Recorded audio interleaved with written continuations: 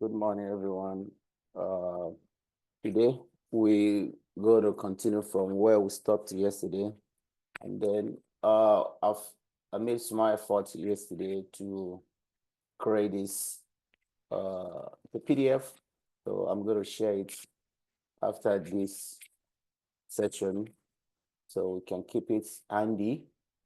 Uh, it's very good for at least for reference, and then if we are preparing for any interview, we can use it as well, just to refresh our minds.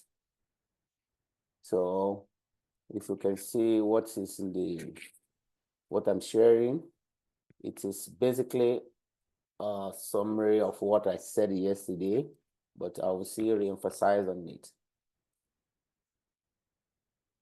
Okay, somebody say happy Sunday to everybody. So, and then if we have any question as we are moving forward, we can send the question to the chat. This is a pattern I want to use. After all this basic theory, we will start moving to the demo. We'll be using lab. I have a lab that we'll be using to get our hands dirty so that we see how it's practically applicable to devices and environment. Now we have different OS apart from what many of us get used to before, but now most of the companies, most of the enterprises, they work with the latest devices, latest OS. Like back in the days of like 10, 20 years ago, we have some type of window operation system like Windows 7, Windows 8 is not too common, but Windows 7, Windows you know, Windows 2000, and all those have become legacy. But currently, we are using Windows 11. Most of the companies are using Windows 11, and then when it comes to Linux, it's a different flavor. But when we go to lab, I'll explain much about that and how to assign IP, how to troubleshoot some of those devices. So this is we'll just start from here as part of what we discussed yesterday. So if you look at the screen, you see that the basic of networking. So the agenda today will be, I want to do a little bit of introduction to computer network. So that's where we started yesterday. So I've done a little bit of summary into this PDF. So if you look at it, this is a basic of network, a basic of networking. So networking itself, like I said yesterday, it is to connect two or more devices for purpose of sharing. The purpose is to share data, whether it's a small network or large network. And then, as I said yesterday, that when we're talking about network or networking, we are not referring to home network. Home network is a type of network, but in this conversation, we are looking at large organizations like Home Depot, like Bank of America, like Amazon. We are looking at that kind of large enterprise that have different segmentations, but the definition still remain the same. Whether 2 or 2,000, they still need to connect, because anytime I have a PC, for example, connecting to a printer, it can be physically connected or remotely. In this connectivity, the purpose is to share data between two of them, nothing more. So in this conversation, what will be serving as a client one will be representing as a server. When I started this journey, I didn't have clear overview of what a client is and what a server is. But now I realize that a server can become a client can become a server. If we say, for example, whoever has what you need, for example, now, this is one person, this is another person, for example, if I'm giving you something, at that point, I'm the server, you are the client. If the table turns, you are the one giving me, you become the server, I'll become the client. I hope it's clear. Because the server is the place where resources are stored. It has more storage capacity and data.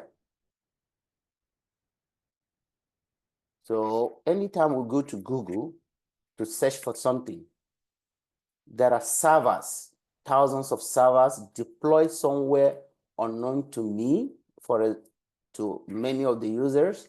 They are called data centers, but it is not known to public as such. If you Google it, you can see the location, but we don't have access to it. It's like going to military barrack, look at the kind of authentication, authorization. It is not even accessible to everybody.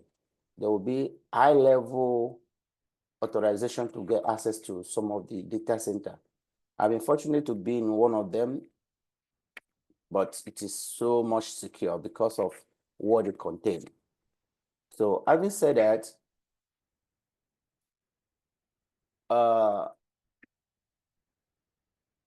we just need to understand that anytime we mention client and a server, it is a computer itself. Like I said yesterday, it's a computer that stores a data we need. It can be in a physical location, in our on-premises, it could be in the cloud. In the cloud, we mean it's not that in the cloud of our house, in the location somewhere unknown to us. Even if you think deeply, anytime we mention internet, for somebody who is not an IT or non-techie guy, we're thinking maybe the internet, as it's always been depicted, is something invisible. No, it's visible. Internet itself, I believe the word internet is derived from the word interconnect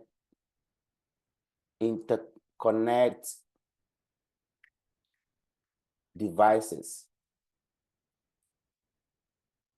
So maybe they just bring the inter and the net.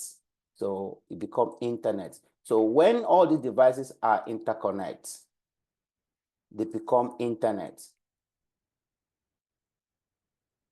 So most of the time, when we have issues with our connectivity, maybe there's an outage in our environment, we'll see that we could not connect to anything. Like today is Sunday. On Friday in my neighborhood, we just wake up. I see that my internet service was not up. Some of the devices, they couldn't connect to internet. So I was using, and I need to connect to work. So I was using my phone to power. I was using my phone hotspot to connect to internet, to connect my laptop to internet. So after about 2 hours, when I looked through the window, I saw an AT&T guy very close to the house opening one particular manhole. He was doing some stuff. So I saw this guy is working right there. So after about 3 or 4 hours again, I got a notification that the network has been resolved. So if you look at that, we see that the internet, it is not invisible. It may be invisible to ordinary user, but people working in IT, they know that it is not invisible because the internet, it is connection of different routers. When we are talking about routers, I will talk their functionalities, and then we'll look at how to configure them, and then we'll look at some of the notable vendors who had the market shares in the industry. So having said that, so if you look at it, you say an internetwork is a connection of two or more network. Internet means communication between different networks. We have said all of that yesterday. So, and then yesterday I said one PC cannot sit as in isolation. They need to connect with another device to make things happen. Like this connection now, these two PCs, for example,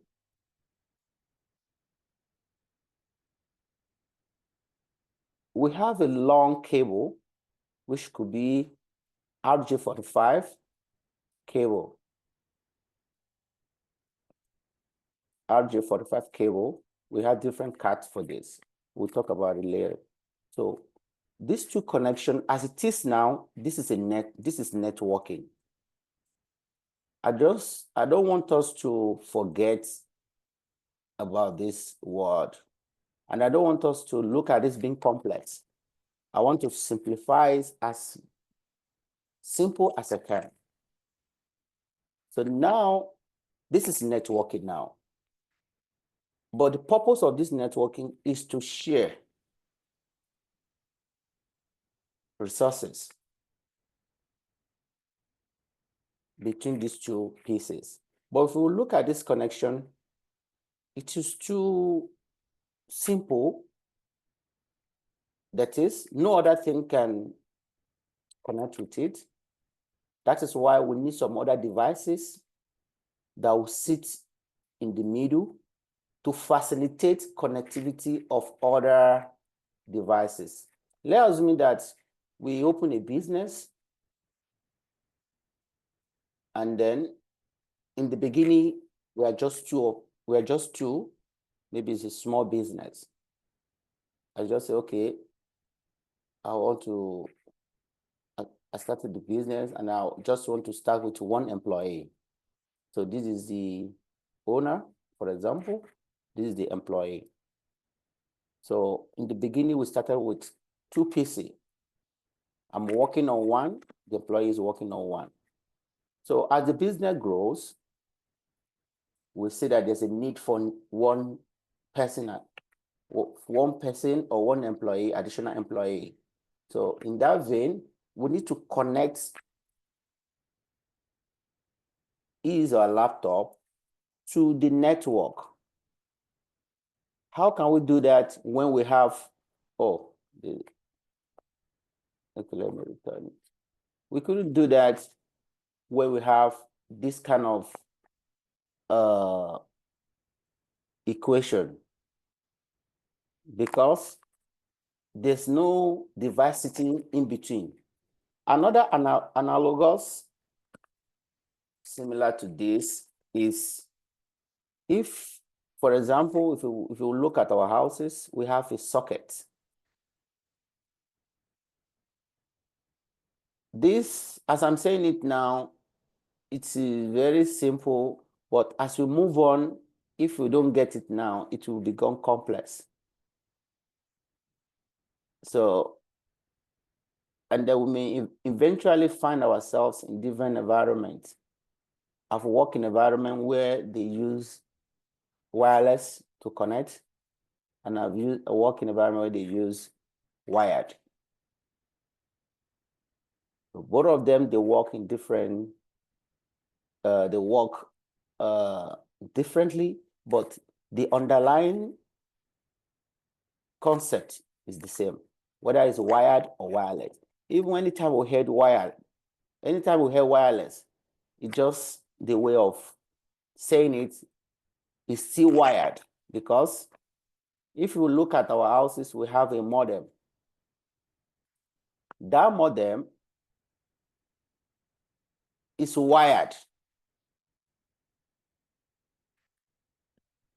It's wired to the ISP. So anytime our PC or our mobile phone connect to the modem, it disseminates IPs to them. We'll talk about IPs shortly. So to us, it's wireless, but to the ISP, it's wired, because there will be a cable from ISP that connect to the modem. The same concept apply, but it has some functionality to disseminate IPs. That's why it become wireless. So having said that, so now we have another employee that will join the company. We need a device called switch to facilitate that. So I want to give an example of a switch, because some of the terminology we'll be using is very close to us. And then very close to us, that's what will print the message to our mind, because there's a lot to memorize. So I don't want us to memorize anything. We just want us to know it. So this switch is an example of the sockets in our houses where we plug stuffs. For example, if you have a socket that we can plug phones, we can plug iPad, we can plug anything to charge, we can equally plug our PC. 1, 2, 3, 4, 5, 6, 7, 8. This one has 6 plugs. This is like a switch. In Nigeria, we have one thing they call junction box. Junction box is still a switch, because most of the junction box comes with different plugs, different ports or different sockets where we can plug things. If, for example, there's only one plug in the house, and then we have a junction box or a switch that we can plug it to, this one will give us room to plug other things. I've visited Home Depot several times to buy something like this. So this role of the switch, what is doing is extending the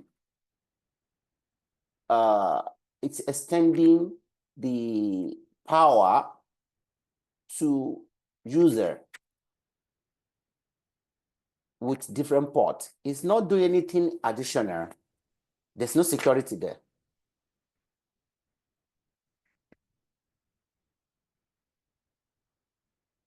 The same way, the switch we have a network, what it does is extending the network. It's just a network. For example, let me draw another thing. If we have Comcast, and then we have been connected to Comcast wire, and then we have been given Comcast business modem, or AT&T, would be any vendor. And then we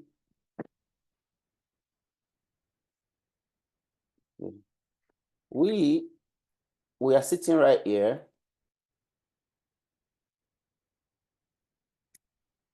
Everything I'm saying now, it will be related to when we move forward and then we started troubleshooting, because the troubleshooting will come from the root. So let's assume we did not use wireless, or we didn't enable the wireless. We want to use the wired. So this is our switch or a hub. I will explain some of the devices in the network. We just need to know some of them. They are obsolete, or they are not even, it's not what we can even see in any network no more. So, but most commonly used is switch to extend network.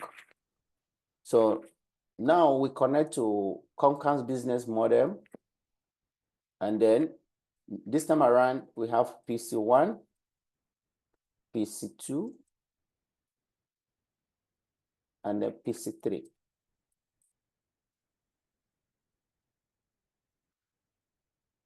If three of them has been connected to the switch, this switch at this point, what it does for us is just extending this plug because we have only one cable coming in. If you have the luxury of having cables to each of the PC, we will get exhausted just in case the business keep growing. Now, most of the modem, the highest port you can see on most of this business modem, the highest you can see maybe 8. And then some of the switches comes with 48 ports. And then don't forget yesterday we talked about NIC. Each of the ports will have a NIC attached to it. We discussed that one where we move to how to configure switches. So now, what I want us to have at the back of our mind is what the switch does, even they wake us tomorrow, 20 years time, is just to extend network. I hope that plays clear. If it is clear, let's move on. If anybody has question, you could go ahead. When we come to types of switches, a deep dive on it, there are some high-level discussion about switch that we'll discuss and the different types of switches that we have in the market. But we are not going to become full-fledged network engineers. We're training ourselves to become security engineers. So when we are going to use our energy much will be on the firewalls and on security perspective. Because networking itself is a different domain. It's a huge, huge domain. Some people can decide to stay there if they want to move ahead. There are some certifications that I can recommend to do, but most of the time it's more challenging than being a security engineer, because most of the time, anytime we see one firewall, for example, we may have like 20 switches, 20 of this, and then one firewall will be protecting it. So if we have 20 switches in a network and then we have like 3 or 4 engineers managing them, they will work and work and work tirelessly, because these devices, they are beasts. Sometimes it's like they have the mind of their own. They can go crazy. They will not function as expected. And then the users will be on our heads. Say, I need to get things done. I'm not getting network, this and that. So let's flip that one for now. So any question? So before we move to types of network. All right. So this is the type of networks we have, but are we emphasize on certain things now? Because what I'm trying to do is I just wanted to pay attention to something that is important, not what the concept. Like this man, you can just know it for knowing sake. It's not relevant. So types of networks. We have different types of networks. One of them is LAN, and another one is WAN. This MAN is a subset of this WAN. That's why I just put it there. Where we go to so many literatures of networking, we see them there, but I just put it there, right there for us to see. So a LAN, I will use the other diagram to define a LAN. So let me go to the other diagram. So this is a network. This network belongs to a particular company, for example, maybe abc.com. LAN means local area network. LAN means a local area network. Most of the terminology, it is within us. So we'll be applying those simple terminology to understand it better. Anytime we hear local, that means it's within our reach, it's within our control. Local area network, it is a network that belongs to a particular company managed by their own set of administrators. That my definition, you don't need to memorize it. You can define your own way, but what it means is any network that is owned by a particular set of organization. Like now, what is my own one now can be a local to another set of people. For example, in this my diagram, everything inside this box is LAN. This is LAN. Anything inside this box is LAN. Anything outside the box, including the internet, all this connectivity is WAN. The full meaning of WAN is wide area network. So, okay, you said just two. What about this one? If you look at this one, it has different connectivity to the firewall. This one is not much talked about. It is only few people or people who have worked in different environments always talk about this one a little bit. This is types of WAN. Types of what? Types of WANs.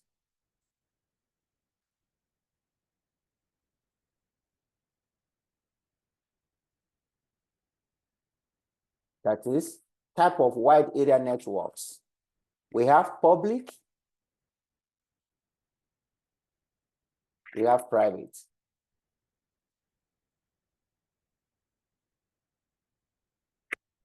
Public is the key to me, the internet. The internet network. That is, I connect to the AT&T through their modem, and I can go to google.com, I can go to Azure, I can go to AWS. That is one. But from the business perspective, I have a branch located maybe in London, and I don't want it to be in the public domain. I don't want it to be connected to the internet. I want a private connectivity to it.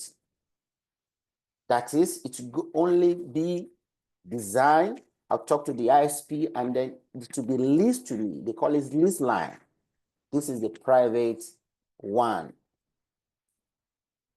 This private one, most of the technology we use for this connectivity, most of the time we use MPLS.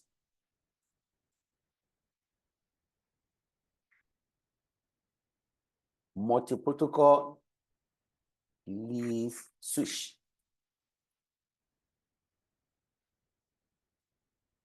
MPLS. That one is a different discussion, but I just want to have overview of different type of network we have. Through this private one, after the connectivity has been designed, we can connect through other types of network like VPN, like MDVPN. It can be MDVPN, it can be site-to-site VPN, but most of the time it is MDVPN because there's a router here. So that one is high-level discussion. As we're moving on, we'll be talking about it. I hope it's cleared. All right. As a point, once I cannot be heard, please let me know. Okay, we'll talk about local area network and with example, and then we'll talk about WAN, and then this MAN is just metropolitan area network. Most of the time, they just segment it. It can be campus too. For example, now, when we look at the schools, most of the time, the universities, this is what they use. Or like ISPs, this is what they classify their network to be, but it's part of the WAN. All right, let's move forward. Okay, this is just an example of what I said before. That is the LAN, the local area network. Look at the connectivity, the hub and switch, this and that. And then the WAN, like I said before, now this is MAN, but if you look at it, it's just a simple connection. But if you look at it, we see that it's sitting under something like internet. So it's part of the WAN, but it's a smaller network compared to WAN. So it's a subset of WAN.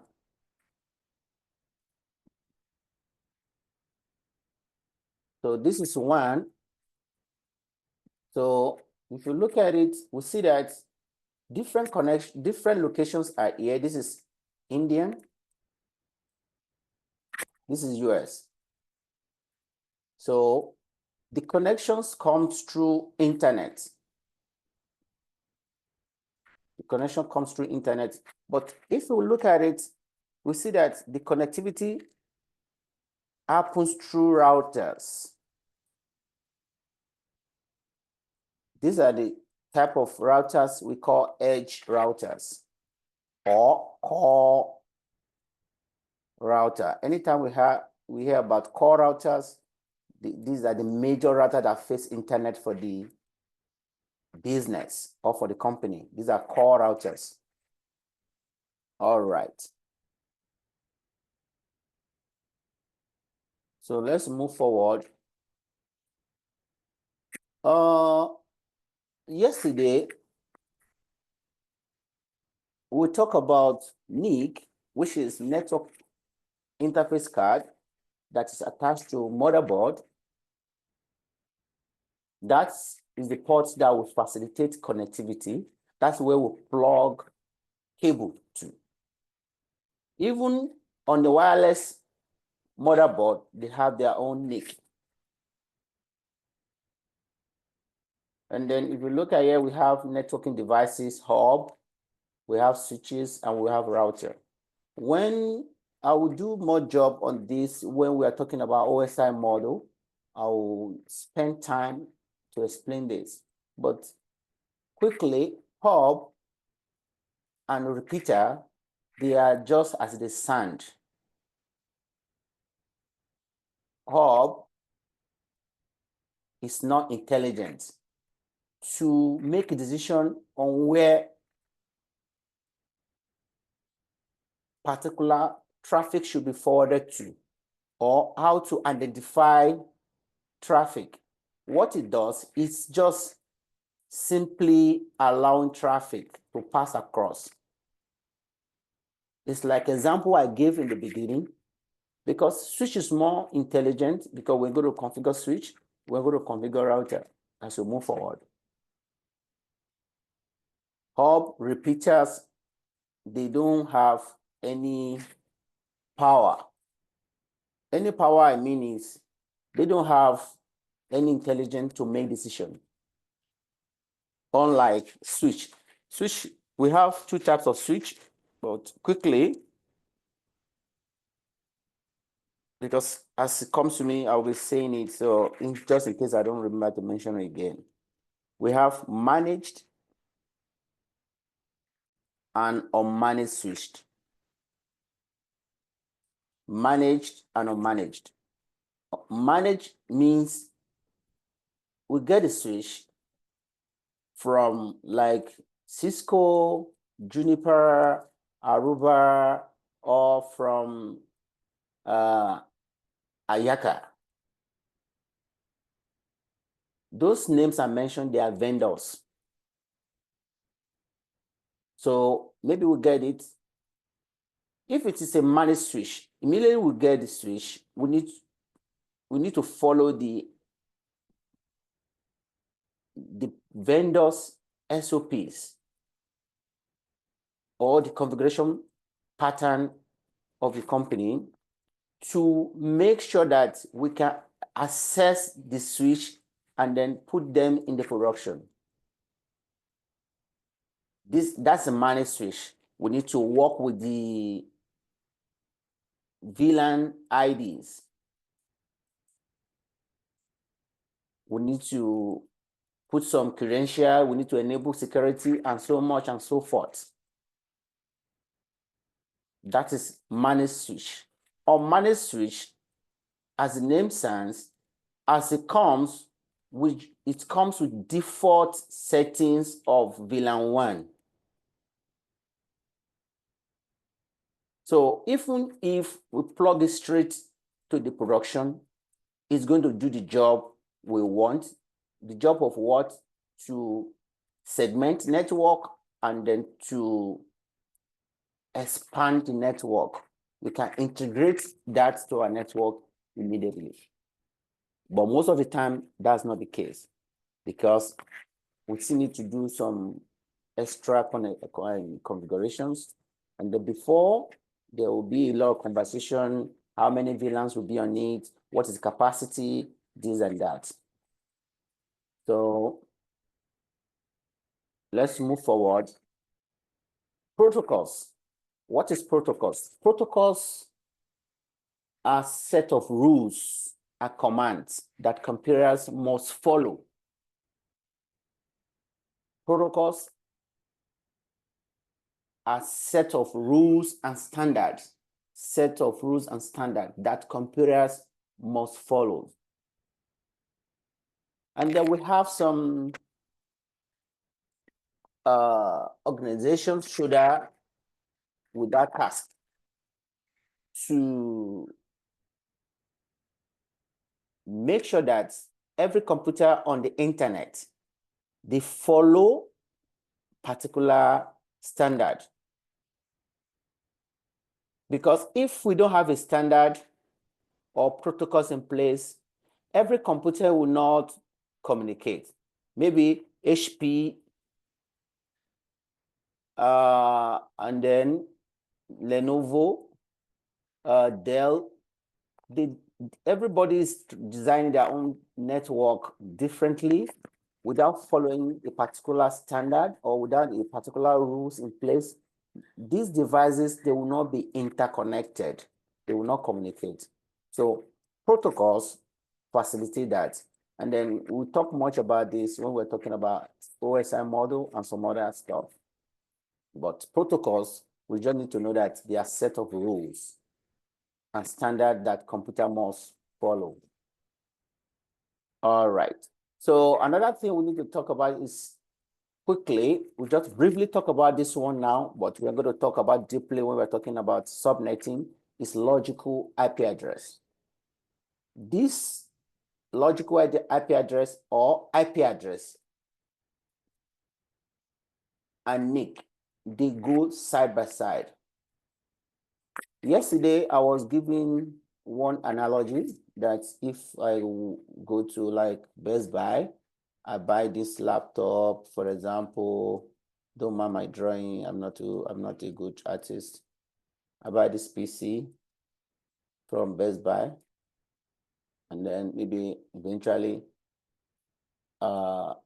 somebody is using it maliciously. I said it could be traced to me. I would have loved somebody to ask question yesterday, but nobody asked any question, but that's fine. There's a port, this port is called RJ45 port. RJ45 port. Most of the standard computers come with it. You can't see it on Chromebook. You can't see it on any computer that is just designed for a simple computer. If it's not a business computer, it's not a powerful computer, they will not come with this port. They can come with HDMI, they can come with USB, phone jack, radio jack, audio jack, or something like that. But the important is this MAC address is engraved, like I said yesterday, it's engraved. If you look at it, it's a NIC is an interface between computers and the network. So anytime we hear the word interface, it's an English word that means in between. It's not so powerful, it's not, to me, because I'm always simplified some terminology for me to understand on my own. So I would love us to do the same. Anytime you hear some certain words, quickly simplify it to your level so that when you are explaining or you're saying it in an interview, you should not be big to you. You will just be seeing the picture. So it's in between. So what it means is NIC is interface. It's sitting between a computer and what? And the network. And don't forget we say network. When we mention network, is connectivity. It's not an hardware sitting somewhere. This computer now is part of the network.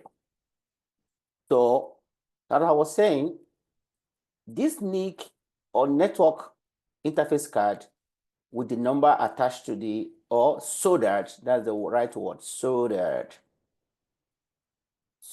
to the motherboard. It's soldered to the motherboard. So there will be a logical IP address assigned to this PC. IP we assign to it. But IP can be changed every time you move from point A to point B. For example, if I leave my house to come to your house, for example, my Wi-Fi will assign an IP to me when I'm on my network. Once I leave, the network will be disconnected. Once I go to another place, it will assign another network to me. This is another IP address. So now, somebody can just say, okay, maybe I've changed location. If I move around, nobody can know that it's me. But the NIC doesn't change. The MAC address is not changed. So somebody can see, some people are very smart. They can say, okay, what I will do, I will be doing my malicious act on VM. That's a virtual machine. VM, virtual machine. When we talk about virtualization, I will talk much about VM. So I don't want to mix it together for now. Somebody's saying something. I say somebody say yes. I don't mean what to say. What to mean by yes. Somebody can say okay. I have a question. Why does your IP has to change from one point A to point B if you do not connect your internet to that particular spot? Okay, that's a beautiful question.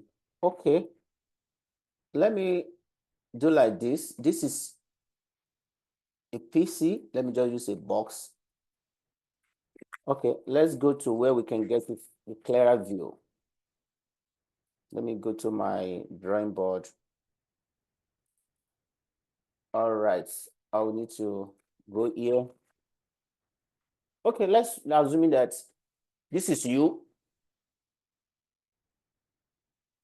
And then this is another building. This is a generic building. And then you move away from this, your desk,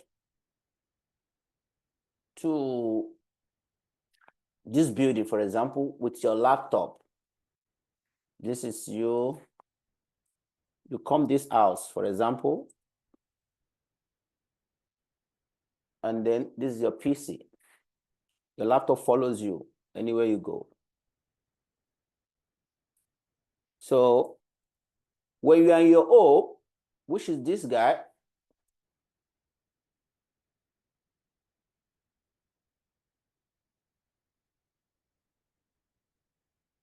when you are in your home, you connect to a network, right? You are working. You are working. And then don't forget, I mentioned some stuff before, because we'll be connecting the dots as we move on. We can't say everything once. This is your ISP. Your home must connect to a particular ISP.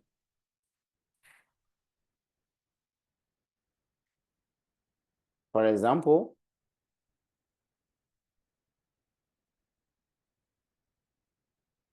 this ISP will assign you a set of IPs. It is not your calling. The ISP will assign you set of IPs. Maybe 10.0.0.0/24, for example. Don't bother yourself about this one for now. When we talk about subnetting, I will go like 400 feet on that. Now, on this subnet, you'll be given one IP. Maybe you are given 1.0.0.17, for example. And then you migrate from your house for one reason or the other, you go to another location. You go to this building. So you ask the question, how does your IP need to change? So now, once you leave your house, will you be able to connect to this network?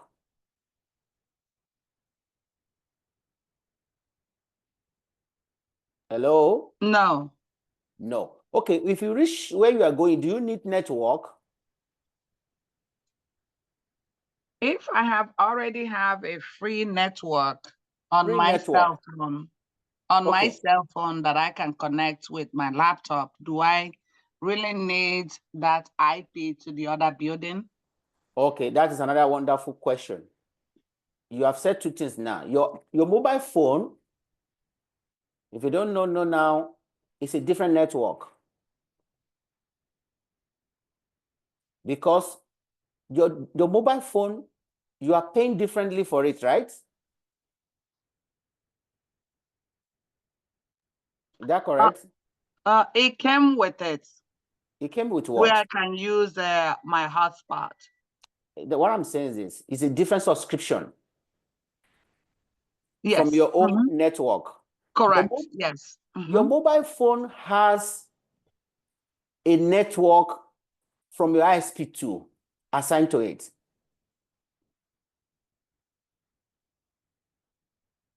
Yes. That is why if there's any outage in any environment, even you may not be able to make calls. So let's assume as you reach the building, because I do that most of the time, and then you don't want to use their public Wi-Fi because you don't trust their network. Somebody may be sitting somewhere here, spying you, rugged eye. So you don't want to use this network. You decide to use a hotspot. From your hotspot, this network, this hotspot, it will assign you an IP immediately. We don't want to go that route now because there are protocols for that. So now your IP will change because from here, it may assign you from 192.so/24 range.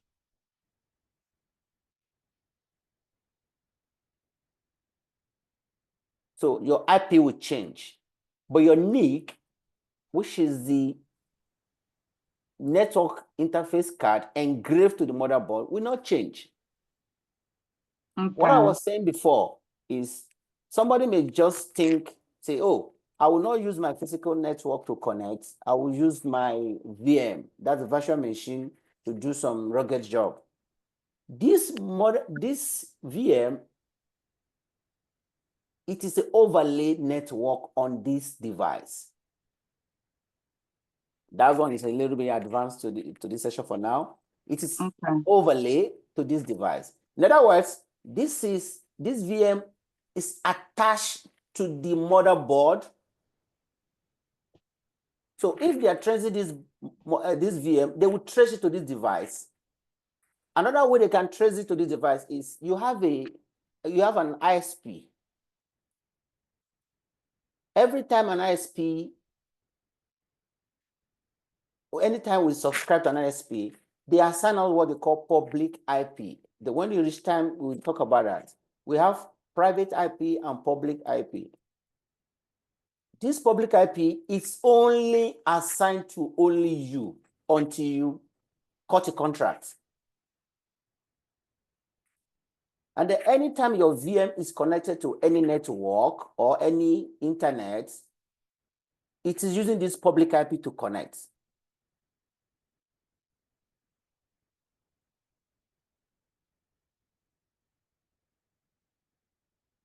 So with that, it's traceable any which way. So I hope that answers your question. Yes, sir. Thank you. No problem. So somebody's explain. Okay. I don't want to explain how the assignment takes place now, because we still need to go there, how the assignment takes place, the types, how it flies. But thank you so much. We'll talk about that. All right.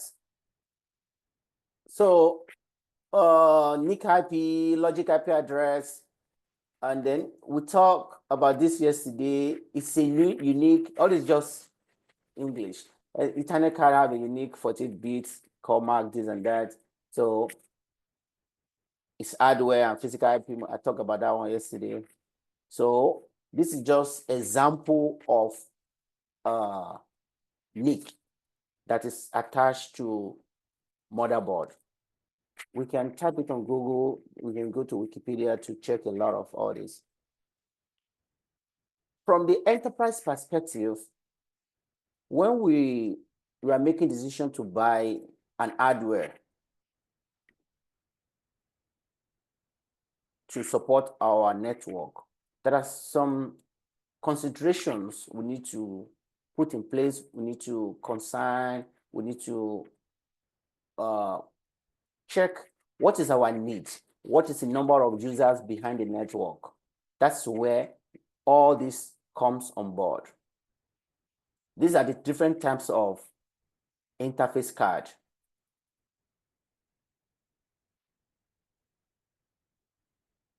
Attached to the devices. That's why most of the environment, most of the organization, as time goes on, as businesses grows, they change their device. It's not because they become obsolete, but the device may not be able to accommodate their traffic bandwidth. So this is type of bandwidth. So we have Ethernet, we have fast Ethernet, we have gigabyte Ethernet. These are just different bandwidth per throughput, that per seconds, how many bandwidth a particular interface can accommodate. If you look at it, we see the fast Ethernet is smaller than gigabyte Ethernet. And then look at the configuration. This is 10 Mbps, and then we have 100 Mbps. We have 1000 Mbps. So anytime we see 1 gig like this, that is what they are referring to. The amount or capacity of the throughput or bandwidth that an interface can carry per seconds. Megabyte per seconds. So that is that. So I will share the this for us to take a look at and read more about it. This time is too short for too much conversation, so I will just make sure that I touch base on important aspects. This one, we don't need to worry much about this, but let me quickly talk about this quickly because we are, we may just, because we have home network. Most of the time, if you look at your mobile modem at home, this is the cable it is connected with. This is coax cable. This is the cable that will come from the wall to connect to the modem. All this one, they are just different types. We don't need to pay more attention to this. This two is more, this one is important because we use this one in the production. This is fiber optic cable. This fiber optic cable is majorly come in gigabytes. Most of the environment where they use it majorly in data center or headquarters, because this fiber cable, it is operated based on light. So the throughput is very high, and then the internet connectivity, the speed is higher than the ordinary cable, like Ethernet, like RJ45 cable. This one is more powerful, and then it carry high bandwidth. So that's that. This one, just different types of RJ45 that has existed over time. If you look at it from top to bottom, we don't need to pay more attention to all this one because some of them they have become obsolete. They have become obsolete. If you go online, if you go to markets now, we may not even see many of these again because they've stopped their productions. But we can still see Cat5 and Cat6. If you go to Home Depot now, Home Depot or Walmart to buy this kind of cable now for RJ45 connector, we may see Cat5. Cat5 is category 5. It depends on the capacity and the modernization. So it doesn't have any attachment. We don't need to memorize all this. If you want to do like CCNA exam, you may deep dive on all this. All right. So Cat5, Cat6. Okay, this is the one I was talking about. The most common one used now is Cat6. If you go to Home Depot or Walmart, you see this one. But they have similar connectivity head. The head is the connector. It's not the cable. The head, where the connector is connecting to the laptop. That's why they call it RJ45. It's a jackpot. All right, this is now O2. Let me see if we can quickly go around type of network. Okay, let me quickly touch base on this before we round up. Type of network, like I said, this one, we should not, this one, we should not bother ourselves about it. I just put them there so that we can know that they exist, but let me emphasize on one of them, which is mesh. Mesh and hub and spoke. Hub and spoke network. These two are very, very common in our in production now because they facilitate they facilitate easy connectivity or connection with all the devices. Like this mesh, we have partial mesh, we have full mesh. I will talk much about that when we are designing topology. But like boss, ring, all this one, they are just theory. Hub and spoke, as the name implies, is we have the hub. It's, you see, most of the thing these people do, all this people that design, that invent internet or products, they think with what we have in our environment already. This hub and spoke examples, this is like bicycle hub. The hub will be the central location, and the spoke will be the branches. I can't explain it better than that. Anytime we hear hub and spoke, it is branches connected to the headquarters. But the problem with hub and spoke is this. If you look at it, we see that if this hub breaks, for example, all the spokes will be disintegrated. So most of the time, we set up two hubs. Two hubs means one will be active, one will be passive. We'll talk about that one later. But mesh is a situation whereby all the devices in our network, they form interconnectivity. A connect to B, B connect to C, C connect to D, D connect to E, E connect to A back. So A will now connect to another one that's not closer to it. It will connect to another one that's not closer to it. This one will connect to another one that's not. So this is mesh network.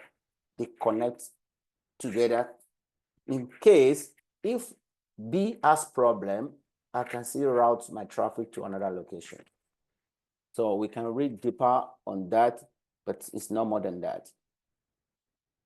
So these are just examples of ring network. We don't need to spend much time on this. All this one, they have single point of failure. If there's a problem here now, these people, they will not be able to communicate. If there's a problem here in this ring, and that is the server, this guy will not be able to communicate, will not be able to communicate. It depends how the flow comes. If it's flow like this, and then there's a problem here, all this one, they will shut down. If it's flow like this, and I need something here, and then immediately this place is break, this place, there will be problem. All these are just theory. They are not in practice. All right. Okay, this is what is in practice. This is mesh topology. So it has some disadvantage. It's complex, and then it requires a lot of devices. If you look at it, it's a lot of cabling. Each of the devices, they connect in how many places? 1, 2, 3, 4, 5. It has 5 connectivity to each devices in the network. So if this is 5, and then we have 1, 2, 3, 4, 5, that is 25 cables. So, but it has 0 point of failure. All right. Star topology is just, you don't need to pay more attention to that. Okay. Network devices, let me touch base on that, because the next time we're going to meet, we're going to talk quickly about OSI model, and there's some of the devices that plays key role there. All right. So this one, I've talked about this one before. Hub, switch, routers. Hub is a network device too, but it's not intelligent. It doesn't have capacity to make certain decisions, like it's one collision domain. So every network, there may be a lot of problem. There will be a lot of loop on the network if we use hub. So all this, they're just in theory, but switch has multi-domain collision.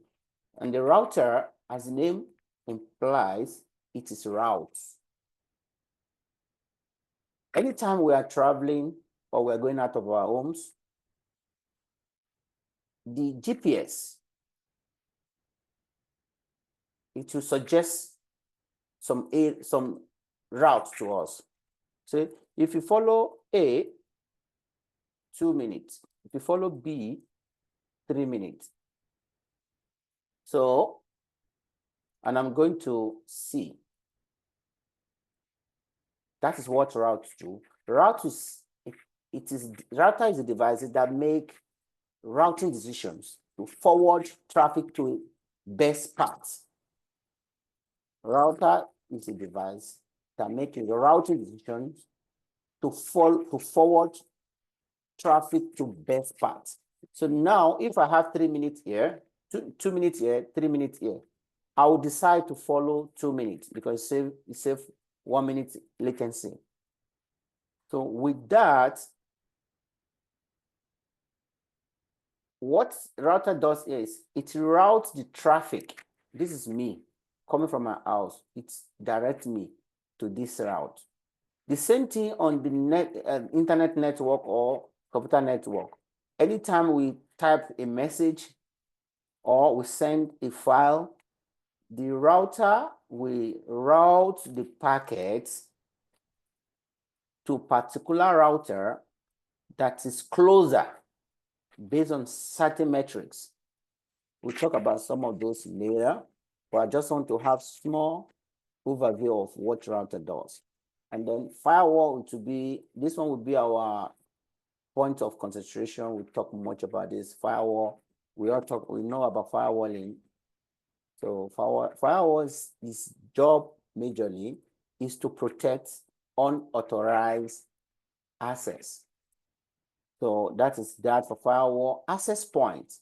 Access points are another key concept or key device in the network. What access point does is it serves as extenders. Access point.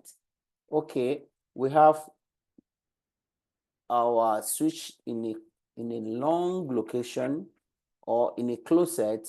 The users in the office, they can connect to the access point.